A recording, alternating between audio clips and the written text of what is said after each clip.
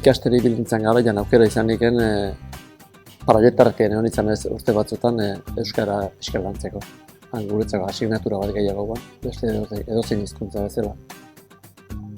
Eta kontuatzen nauk nire inguruko lagun artean eta niretzako aukera bat izan duzala. Eta horren ondorioz, beti interes pixka bat ez, bai idazteko. Eta gainekun, behin hona urnitara etorri ezkio, kultura aldetik musika dela ez dela izanetan lotura honekin, euskal giro honetan interesatu eta gustora sentitzen dut.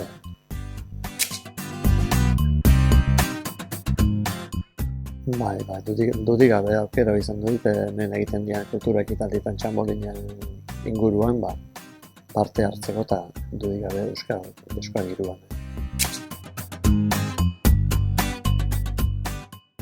Gure etxen dena izan dute euskaraz, eta dek euskaraz eta seme alabakin ere. Inkluso seme alabak behitzat hain euskal giroan ibiridan ikan nabaitu izan duzeot erderan zintasun pixka bat, guztiz euskaraz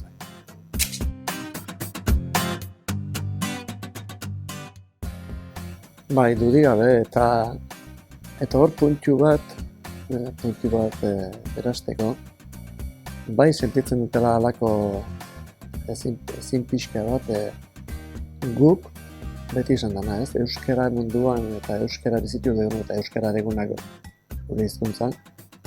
Zeritzen dugun inor baldin bada eta kantun ere inor etortze baldin bada eta ez baldin bada eta horrek bai ematen ditela bintzat, ez? Bat erdaldun bat 2-3 nahikoak gu gere hizkuntza utzita behaien gana zeritzia, ez? Gaurun hor bai sentitzen dela kezka pixka bat. Zergatik gara lasaitasun osoan gu beak etorri ditu. Ez? Gu gaitu hemengoak eta lotura hoi, onarpen hoi behaien artetikan, lehenoa entzuten ziren hablamen kristiano eta historio horiek, garaia dela gure etxean gaudenez. Lasaitasunez hitz egiteko aukera izatea eta onartu izatea.